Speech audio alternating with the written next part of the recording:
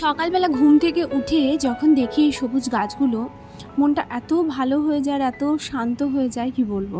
আর তারপর যখন দেখি যে নিজের হাতে লাগানো গাছে ফুল ফুটেছে আর সেই ফুলটা আমি আজকে পুজোতে ঠাকুরকে দেব, তখন সেই আনন্দ আলাদাই। হ্যালো বন্ধুরা, কেমন আছো তোমরা সকলে? আশা করি তোমরা প্রত্যেকেই সুস্থ আছো আর ভালো আছো। আমিও একরকম আছি।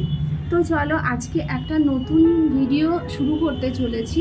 আর এইভাবে ঠিক তোমাদের সঙ্গে কথা বলে ভিডিও করাটা অনেক দিনই হয়নি।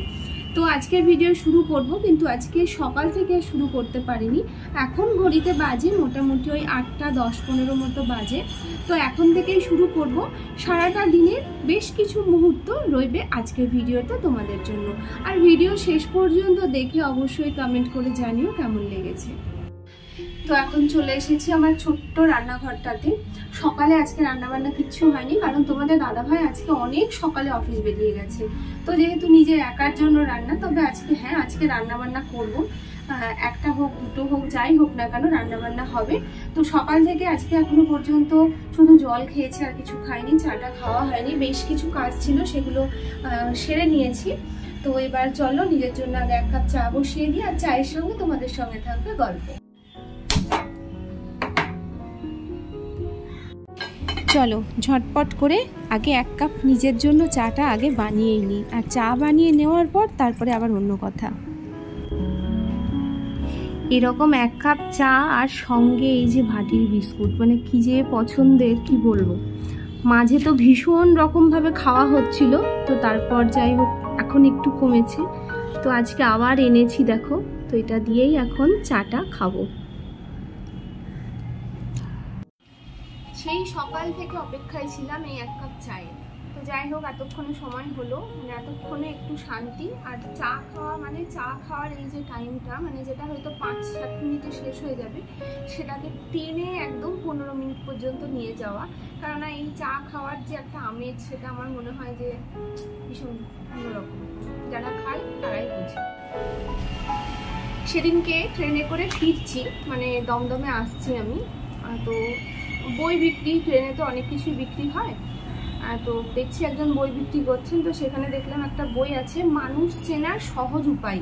হ্যাঁ, তো বইটা দেখে মানে কি বলবো, একটু হাসি পেলো আমার। আচ্ছা, তোমাদের যদি কারো জানা থাকে যে মানুষ চেনার সহজ কোনো উপায় যদি জানা থাকে, তাহলে প্লিজ তোমরা কমেন্টে জানিও। আমিও জানতে চাই যে মানুষ চেনার সহজ উপায়ে কি সত্যি মানুষ চেনা যায়। হ্যাঁ, মানে আমি তো নিজের মানে প্রত্যেকেই আমার মতো তোমরাও বিভিন্ন মানুষের সঙ্গে মিশছো, কথা বলছো, তাদেরকে জানছো। হ্যাঁ, কখনো কখনো হয়তো তাড়াতাড়ি বোঝা যায়, আবার কখনো কখনো বোঝা যায় না। তো যদি সহজ উপায় তোমাদের জানা থাকে, তোমরা কিন্তু প্লিজ কমেন্টে জানিও, মানে আমি একটু জানতে চাই।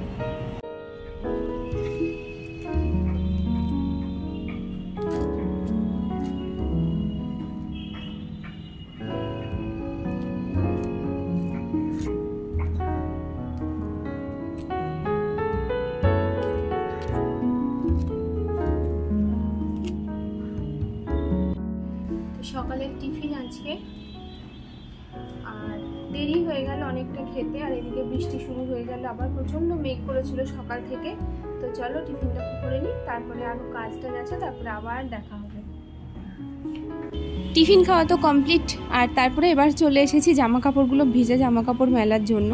এই বর্ষাকালটা বড্ড বাজে একটা কাল, আমার তো একদমই ভালো লাগে না, কিন্তু কিছু করার নেই। আর এই যে জামা কাপড় এত জমে গেছিলো, ভাবলাম আজকে সব কেচে দিই। তো দেখছি সকাল থেকে বৃষ্টি, তো আর বৃষ্টির দিকে আমার তাকিয়ে লাভ নেই, কারণ আমার কাজটা করতেই হবে। আবার কালকের জন্য মানে পরের দিনের জন্য আর ফেলে রাখতে পারবো না, তাই মেলে একদম পুরো কেচেই নিয়ে চলে এসেছি মেলে দেওয়ার জন্য।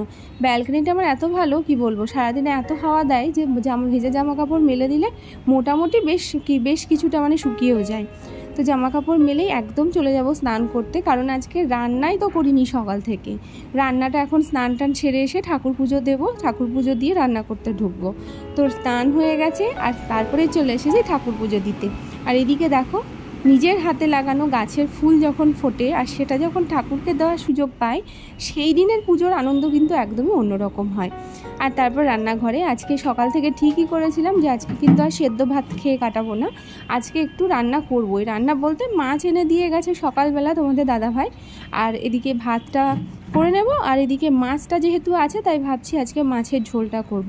পাতলা করে বেশ মাছের ঝোল দিয়ে গরম গরম ভাত খেতে ভালোই লাগে।